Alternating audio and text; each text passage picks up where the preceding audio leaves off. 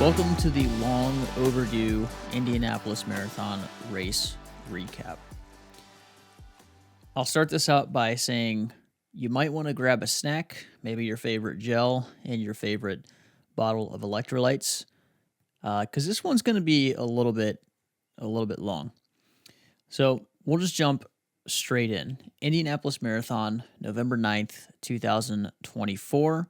That was my new goal marathon of 2024, and it went really well. If you saw the thumbnail and the title of this video, you know that I ran a massive PR of about 13 minutes.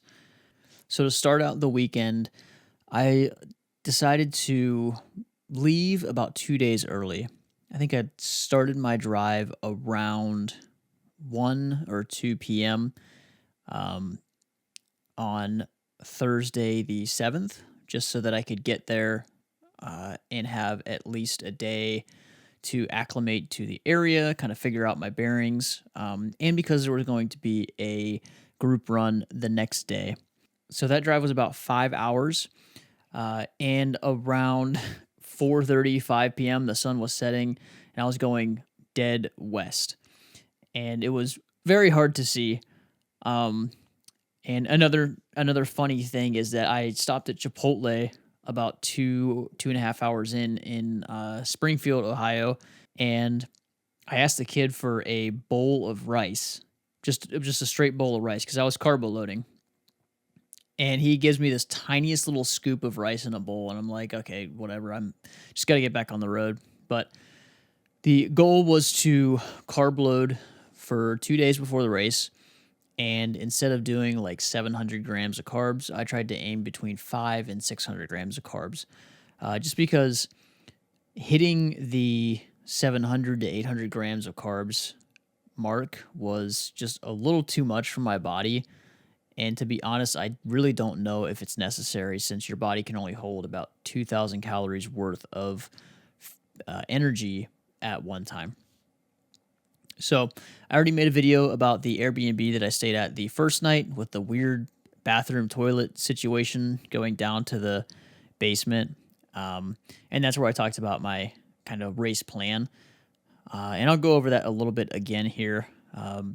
But that first night was just kind of settle in, again, get my bearings straight, and just kind of chill out for the night, and get ready for the next morning, where we're going to do a group run with Jeff Cunningham and some of his athletes, and just anyone who wanted to join. That included Eric Floberg, Clark Morin, I think is his last name. Clark runs on Instagram. Two really good guys. I've ran with Eric a few times in Chicago. Super nice dude. If you haven't seen his YouTube channel, you're living under a rock. That second day, I drove up to, it was about a 5-minute drive over to, I forget, Blue Collar Coffee, I think is what it was called. And I got there, and there was a couple that was there, and we were both waiting outside. I'm like, are you guys here for the run? And they go, yeah, I think we're late though. It turned out they were back in this room that connected, like it was part of the connection of like all the suites in that area. Kind of reminded me of a mall, kind of. But they were back in this like private room. It's pretty big, and they were handing out like BPN products, electrolytes, Go bars, which I took a couple of, some gels, and then Jeff was handing out shirts.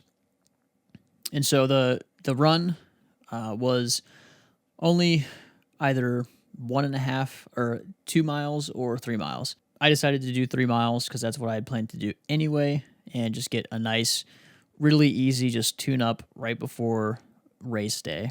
Got to say hi to Eric, and then my buddy Brennan. Got to meet Eric for the first time. That was a pretty cool experience, watching him meet Eric, because I remember what it was like when I met him for the first time. And then I got a picture of him meeting Eric, and then I got a picture with Eric as a joke. And then got some coffee and stuff. We got tickets to be able to get a cup of coffee and stuff. And I ended up talking with Cyrus, Eric's videographer, for 30 or 45 minutes just about his career and his bodybuilding show coming up and everything he wants to do this year and just all that kind of stuff, talking about cameras and just getting in the weeds, and had some really good conversation with him. That was one of the things I was looking forward to because I knew that him and Eric were going to be at this race. It's really cool to talk to people that are in the same industry and trying to do the same things as you're trying to do. So after the group run, I had to check out of my Airbnb. So I whipped back there and took everything out, and then I drove over to uh, one of the parking lots by the Lucas Oil Stadium, which was about a quarter of a mile or maybe half a mile walk to the convention center. And that's where the packet pickup and the entire expo was. But none of us in our group, Brennan, Kiara, and myself, and my buddy Nick, we didn't really plan to stay there too long. So I met Kiara and Brennan. They both were staying at hotels kind of right there, and my Airbnb was a little bit farther away, so I had to drive there. But we met up, and we went into the expo, really just kind of went and got my packet. So made quick work of the expo. We all got a picture trying to look tough. Then after the expo, we walked about a mile, I believe, to Monument Circle. And there, Brennan hit up Chipotle, and Kiara and I both went to Potbelly to get lunch. And it had been a while since I'd eaten, so I was pretty hungry. But I had picked up, like I said, a few Go bars, and I was munching on those along the way from the group run to packet pickup to eating lunch. So then from there, we both drove to the Airbnb to meet Nick Murphy and his mom and to have a pasta dinner. After having that pasta dinner and just talking about the race, kind of meeting each other and just having a good night, it was finally time to wind down because things were starting to get real. Around 9 o'clock, I decided to do my mandatory flat lay photo, and I had seen that a couple people had posted to Instagram short reels with their flat lays and kind of like hyping up, oh, it's going to be marathon day tomorrow. So I decided I wanted to do the same, and I had my nice camera, so I, kind of went all out with it. And then after I had everything laid out, I realized that I forgot to put my bib on my racing singlet. So I had to redo the entire thing.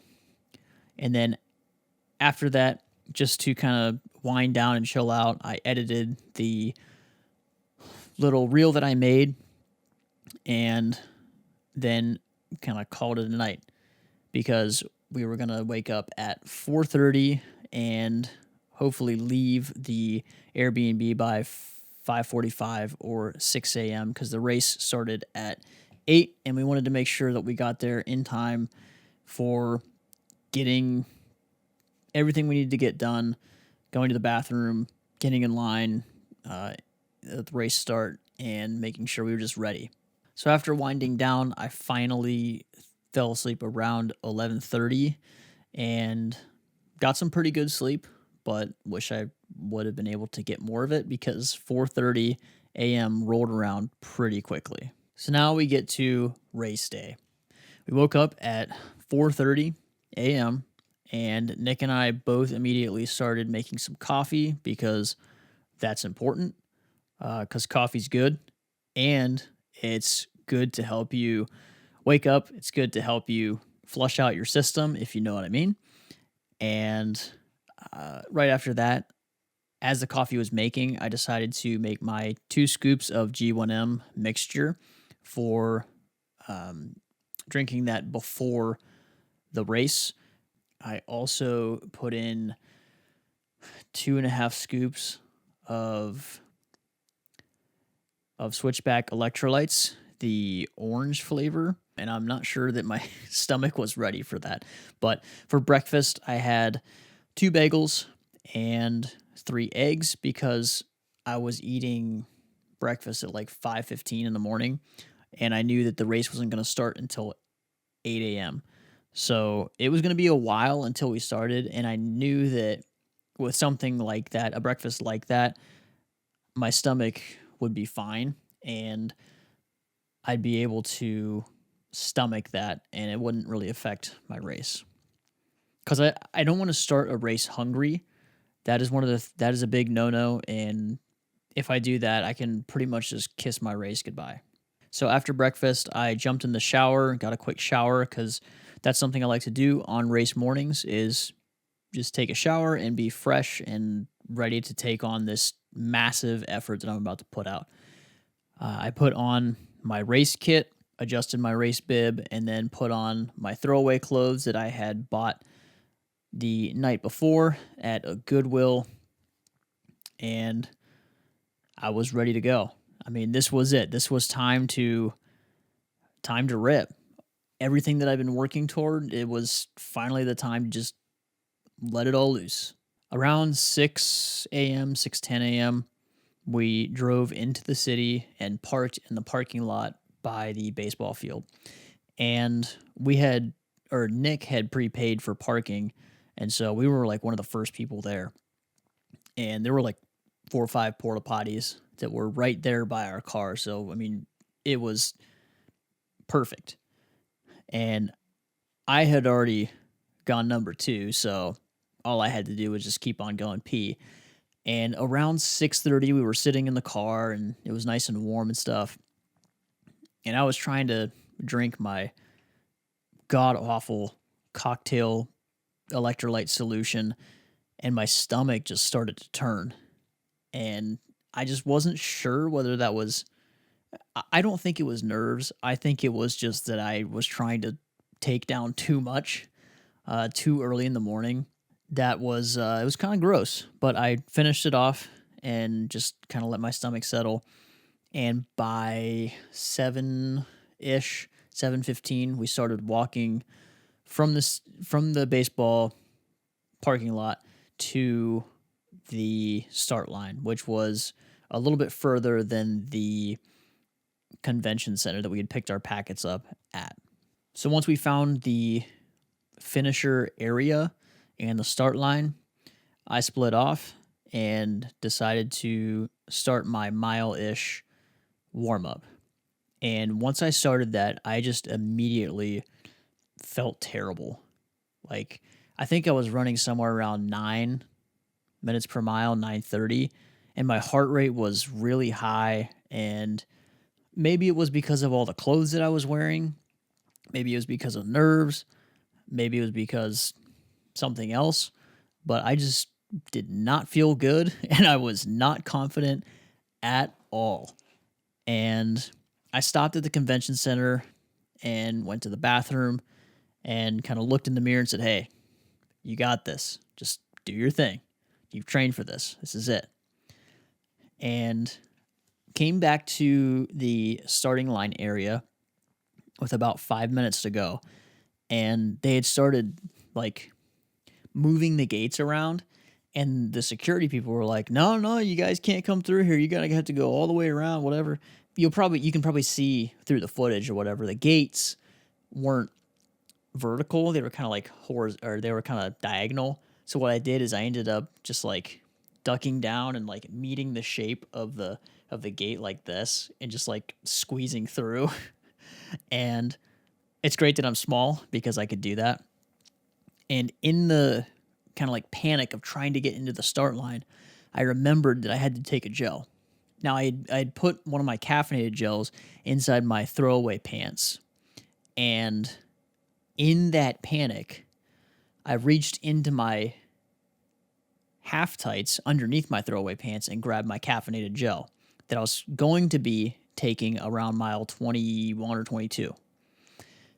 And that, I'll talk about that later, but that kind of posed a problem. But I got in to the start line, lined up where I was supposed to be, and they had put me in Corral B based off of my fastest marathon time within the last year. instead of what my predicted marathon time was. So I was in Corral B and I started a little bit back, but I don't think it really affected anything. I didn't have to really wind through too many people. It wasn't too hard to get in a good position. So I'm standing there, and this is my first time ever doing like a bigger race in a bigger city. And so, and also so late in the year, like typically I'll just, walk up to the start line and have my race kit on and I'm ready to go. But this time I had to have my throwaway stuff because it was a lot colder than it usually is. It was a month and a half later than I usually do a fall marathon. I'm standing there in the start line and all I see is people just start like you just start seeing clothes flying through the air. Nothing like probably Chicago or New York or something, but I probably saw 4 or 5 sweatshirts and pairs of sweatpants flying through the air because people were throwing them away. They were the throwaway clothes and getting ready to start the race. One interesting thing is that I didn't know that the Olympian Cole Hawker was going to be there. And he said a few things right before we started the race. And from there, I mean, it was go time. Like I said, everything that I had trained for in the last, well, since the Cleveland Marathon, it was time to just let loose. And the goal of this race was 310 or better. I had mentioned in the previous video that the goal was 307, but I kind of had 3 goals. Goal number 1 was like absolute, I know that I can do 310. Goal number 2 was based off of all the calculators, the VO2 max calculator, which it's been a while since I've talked about, but it said that I should run about a 307. And then like absolute A goal is like reaching goal is 305 or better. And I knew that that probably wasn't going to happen based off my fitness, but if something happened where I felt really good at the end, I could maybe run a couple of sub sevens and run a 305 or something. So the countdown was going and they started the elites and the push rims and then they started the race and it was go time. So the race started, and all I kept telling myself was, you just got to run 710s. Just keep running 710s. Because a 708 per mile is 307, and it's an easy enough pace to remember. So you just got to run 710s. So the first few miles, we went south, and then turned around and started going north toward Monument Circle. And I tried to just settle in, and there was this one girl, she was bib A5138, and her name was Magina, I guess, I think. And she just looked like she was flowing. And so I just stayed in her proximity and just ran by her, in front of her, behind her, beside her for, I don't know how long, probably for like the first 10 miles or something. But I came through the 5K mark at 22:06 or about a 7:06 per mile. And around mile 4, I had my first gel. And the strategy for gels was going to be one before the race, one at 4 miles, 8 miles, 12 miles, 16 to 17 miles, and then 21, 22. The first 4 or so miles, I just kept telling myself, you got to hold back. Like, if you're feeling good, just keep running at that pace, hold back a little bit, and you're allowed to run 710s, 715s for a little bit. Like, just kind of roll into it.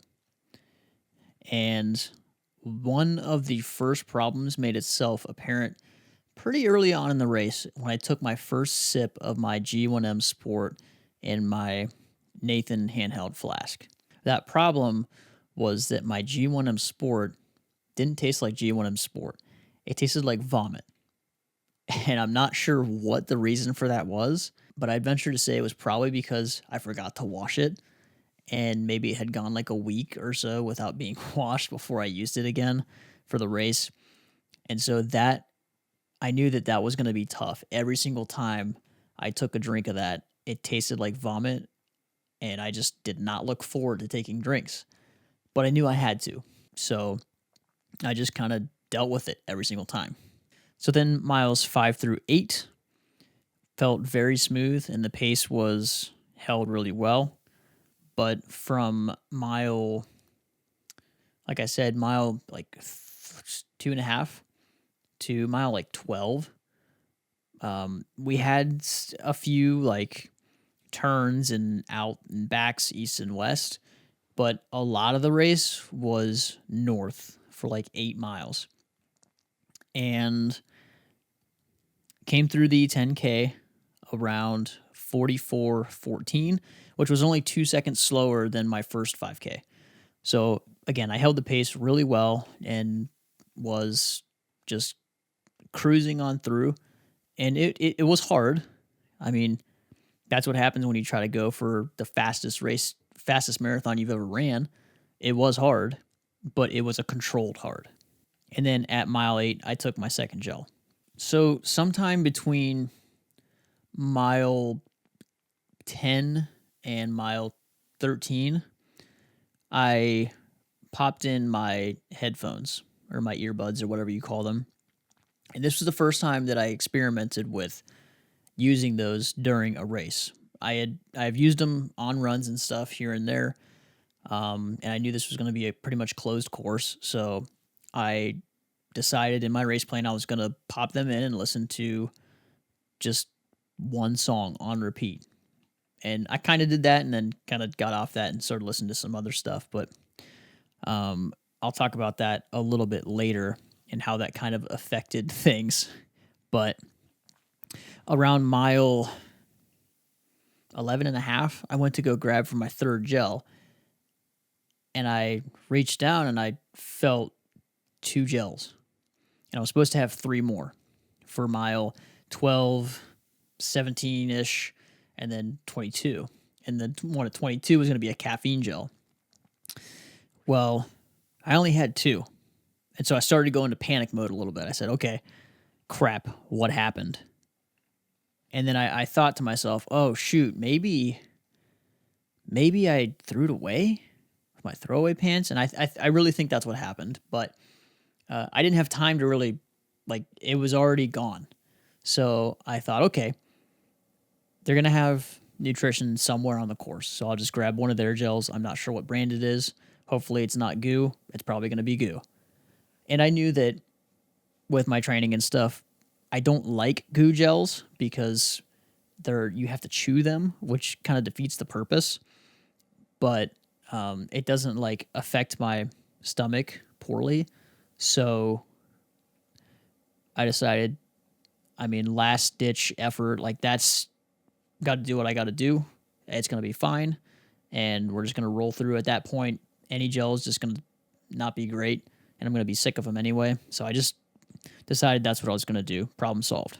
So then instead of taking the next gel at mile 12, I decided to push it back to somewhere between 13 and 14. And then the next one somewhere between 18. Because I know that in training, and especially because it was a colder day, I could go about 5 miles or at that pace about 40 minutes, 45 minutes before absolutely needing to take another gel. And I had the G1M Sport, which was giving me just a little bit of calories here and there as well. So I didn't really think on it too much. I kind of solved the problem immediately and then just moved on and just kept running, let my brain just zone out, and the music definitely helped.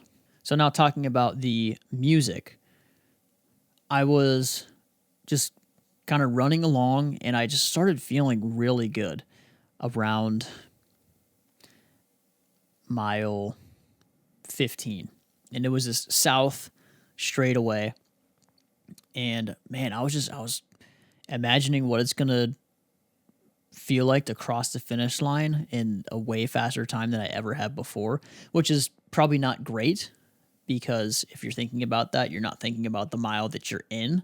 but at least I was having positive thoughts about it. Like I was feeling really good, and I was planning out, um, hey, like those last 6 miles, I think I'm going to be able to just rip them faster.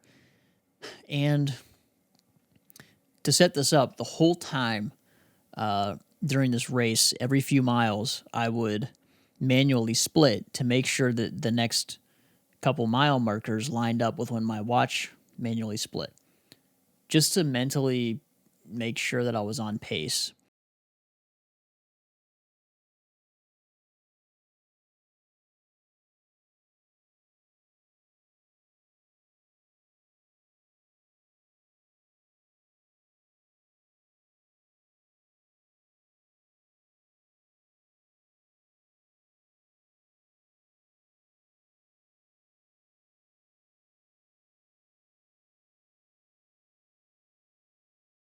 On your watch, you should be fine.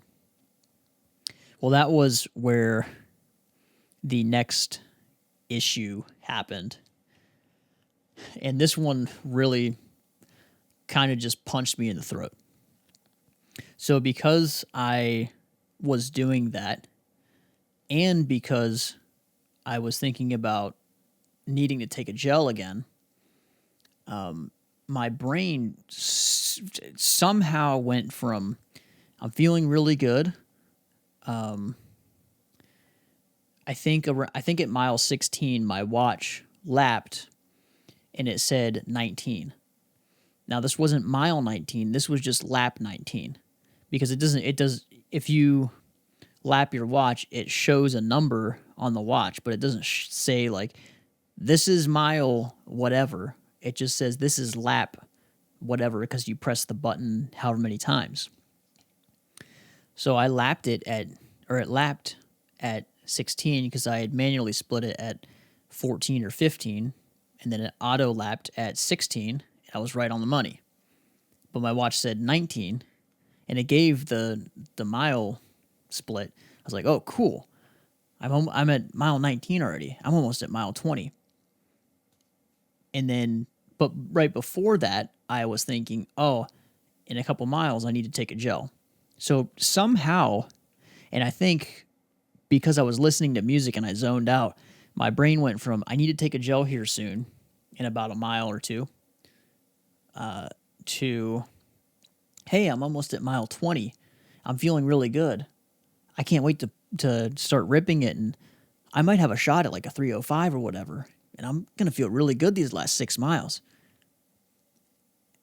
And as soon as I was thinking about that, I was thinking about that for a little bit, and I was listening to this one song called Simple by Landau, and I look up when I crossed the next mile marker, and it said 17 miles. And I said, oh, crap. This isn't good. And I remember specifically saying it out loud. I said, oh, crap. This isn't good. This is not good. And to go from having 6 more miles to 9 more miles definitely throws you through a loop and makes you feel some type of way, as people would say. So right there, I had to make the decision to just lock in and not mentally break. That was annoying, and that was definitely a sucker punch, but it was my fault because I just forgotten. And so I just kept going along, and I'm like, oh man, that sucks. Like, uh-oh. So I was kind of in a low spot for a little bit there. Not necessarily hitting the wall, but it kind of put my brain in a spot where it wasn't too good. So around mile between 18 and 19, I met up with my buddy Carlo, and he's like the hype guy. I remember when Heath was running his Burning River 100 this past summer, and I filmed it. I just remember running in front of him and Carlo was just like hyping him up, and he was the hype guy. And Carlo had been on the wait list for Indianapolis, and he got in like a week or two before. So he's like, hey, why not? Let's just go run it for fun. And Carlo isn't a slouch. I mean, he ended up running, I think, like a 3:13, and he said he was out of shape. So super fast dude. He runs like 100 milers. And so I met up with him, and it was cool seeing him because I was kind of just in that low mental spot. And it was nice seeing him, and he cheered me on. He's like, today's not my day, man. Just you're killing it. Keep on going. So then between mile 18 and 19, I remember we get off this main road, and it felt like we were getting off a cloverleaf highway exit. So we veer off right on this like exit ramp sort of thing onto White River Parkway Drive. We go around this weird like sculpture thing, and then we're on White River Parkway Drive that is like this kind of secluded, just probably like business, like 35 miles an hour road, 25 miles an hour, maybe residential, but no houses, just like a road in the middle of just like some trees. And then on the right is a path right by then the river. And so we're going along, and man, this spot is just boring. I mean, I was passing people left and right, but it was just boring. And this part was just hard to run because it was just boring, man. I can't describe how boring it was. And like this was the spot where a lot of people were braking, where they were just walking and stuff. And I saw that and I'm like, I feel fine, but mentally, dude, I'm so bored. Like I just want to stop running because I'm bored. And how many times have I said that? But man, it was boring.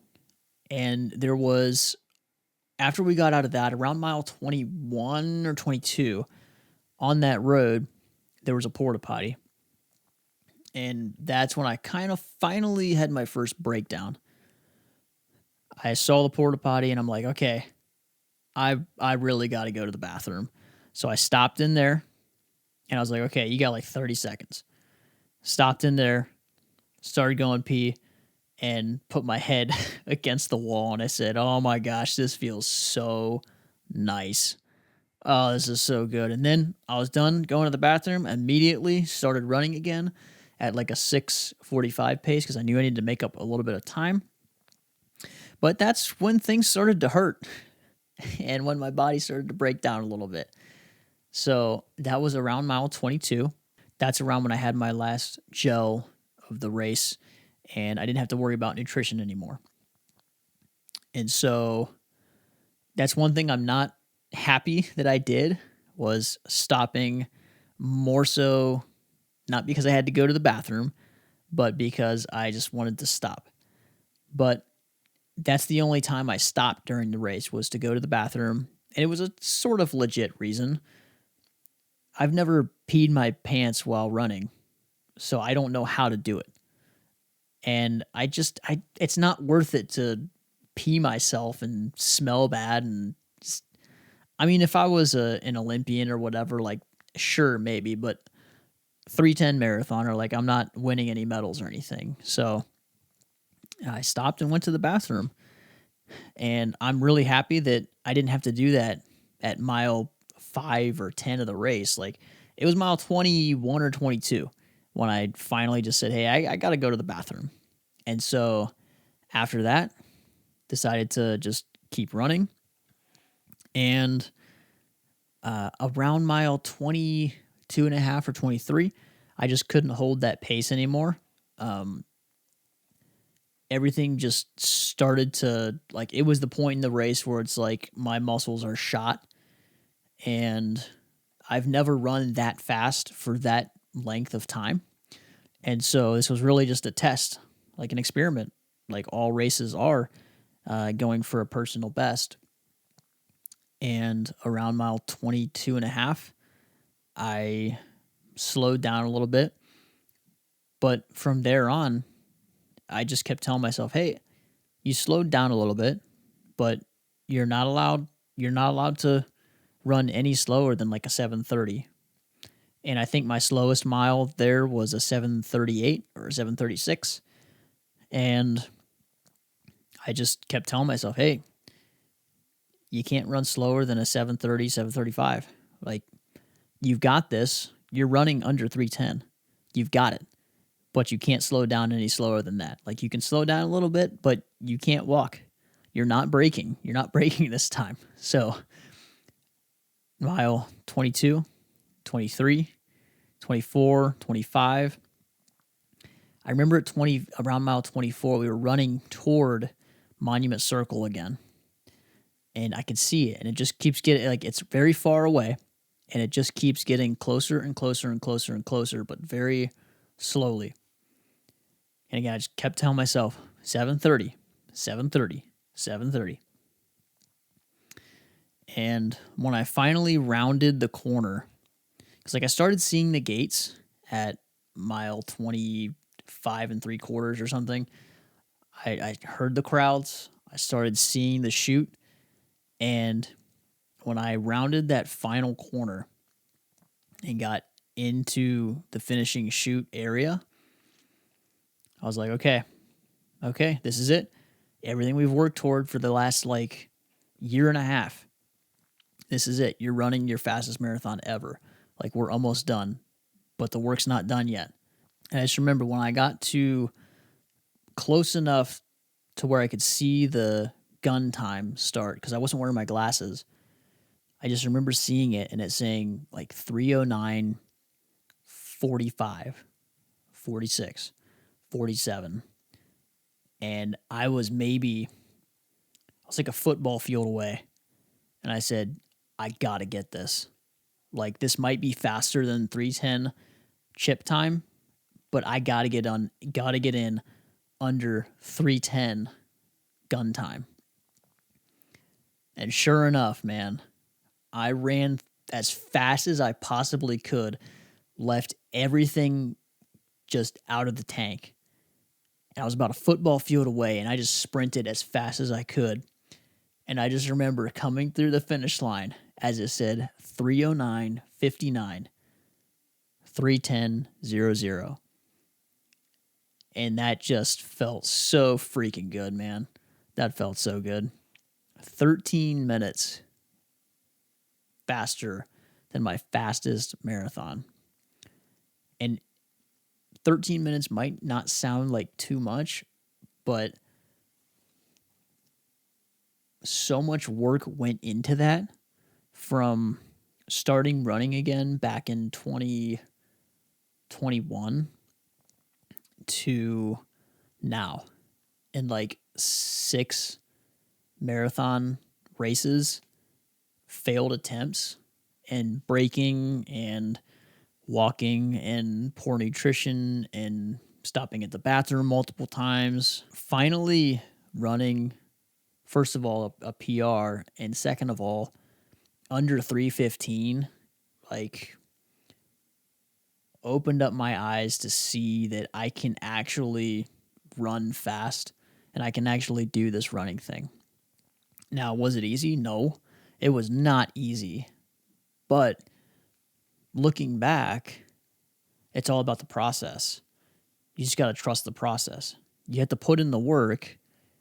And if you're physically ready and you've practiced the art of not mentally braking, then you can do it. Coming across that finish line in 3 hours, 9 minutes, and 6 seconds after so many attempts and failures and 8 years, finally felt like I got a win after the longest time. So that's the Indianapolis Marathon 2024, my fastest marathon ever ran, lifetime PR. But I'm not done yet. I got so many more miles to run, so many more races to do, and we're just getting started. So now I want to move on to like what I learned and what I would do differently for next time. So I think next time Really, the only thing I would change is not filming myself during the race. Like, once I choose a race next time, I'm going to make sure that far out enough in advance, I'm able to, whether it's friends in the video industry or people that I hire, not like Matt Choi, I'm going to make sure that I have at least someone or a couple of people to film me along the way, because I want to be able to document these things. It's important to me, not just for YouTube, but for me. Documenting the fastest race I've ever ran it's going to be cool to look back in 10 years and say, wow, that was a turning point. And now I'm so much faster. And like, I thought that was hard, and now I'm so much faster, and I just stuck with it. But that's one thing I'm going to change next year is that I think I could have run a faster race if, number one, I wasn't filming myself with my phone. I didn't want to take a GoPro, and I had been training with running with my phone in my half tights pocket. And I also wanted my phone for music. So I was already going to have it on me. So I'm not going to do that in future races, at least not film myself with my phone. I'm going to leave that to friends and other people and have them help me out. And then the other thing is, if I wouldn't have stopped to go pee, I think I might have had another minute or two faster. And I want to say that maybe I could have run a 3:05, at least a 3:07, if I didn't stop and go pee and I didn't film myself on my phone. And man, that's just one thing. I don't want to film myself on my phone. I don't know what race I'm going to be doing next. I know that I want to do a spring marathon, but right now the plan is to just keep lifting. I jumped up back on a strength and size program by Jeff Nippard, and that's been going well, except I accidentally kneed myself in the ribs on the leg press machine a couple weeks ago, so I've been working through that and been off the program for about 2 weeks, but I'm jumping back on and just really trying to increase my strength again over the off season, because that's one thing I kind of neglected over this last year was heavy strength training. Obviously, because I was doing a lot of running, a lot of mileage, but I want to kind of keep that going into the next marathon block and see how that helps me with recovery and cross training and all that kind of stuff. Right now I'm running, I mean, it's pretty minimal, but as of today, which is January 4th, this week I've run just about 20 miles, and tomorrow I plan to run 5 or 6. So the plan is from now on, to start rebuilding my base mileage, and then somewhere in April, late April, run a spring marathon, probably either Glass City in Toledo, maybe Carmel in Carmel, Indiana, or maybe even Salt Lake City, which is in April as well. So either of those three, I will probably run those, just because I want to avoid running a marathon in May. That's just it's too hot to try and run a PR. And that's what I want to go for, is a PR. And the time I want to go for is around a 3:03 to 3:04. I believe that I can probably train to get up to 3 minutes faster. It's not too far of a reach, but it's also not easy. And that's kind of what the goal is going to be, I think. So after the race, we hung out at the finish area for a little bit, got my post-race beer, and then we headed over right down the street, right by the finish line, actually. There was a pub grill house thing, and me and Brennan, Kiara, Nick, and his mom all sat there and ate and just reminisced about the race, talked about where it was hard, talked about the course and everything that we went through. And of course, we were all like old people. We were all just, it was hard to move and we didn't want to move. And yeah, it's a great weekend, great fun time. And I look forward to events like that in the future.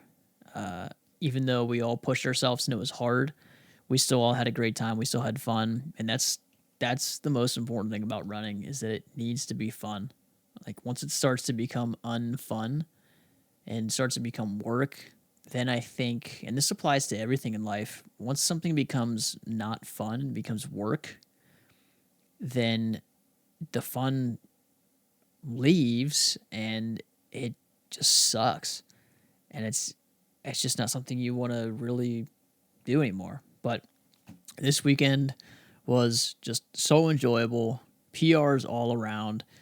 So many people, so many fast, talented, just hardworking runners. And I'm surprised they didn't have to call the fire department because there were so many flames on that course. The whole course was burnt to a crisp.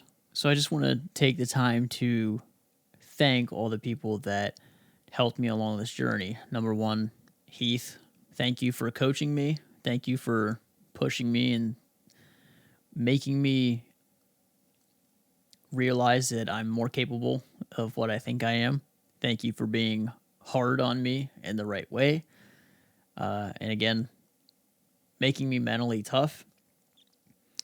Thank you to Kiara and Brennan and Nick and my buddy Trevor and Heath, everyone who's ran with me over this last year, especially Kiara and Brennan. Thank you guys for just supporting each other, supporting me, allowing me to be in this little group of people that just somehow randomly formed after a half marathon. It's crazy to see that you guys, at that race, I was faster than you guys, and now you guys are just completely blowing me away with a 2:54 Brennan and a 3:03 Kiara. That's insane. Like, that is crazy. Congrats to you guys. Congrats to Nick for running a 2:54:45 or something like that, under 2:55. Congrats to you, man. Congrats to Carlo. Congrats to Clark for running a 2:29 or 2:28. That is, I don't know if I'll ever be able, that is fast, dude.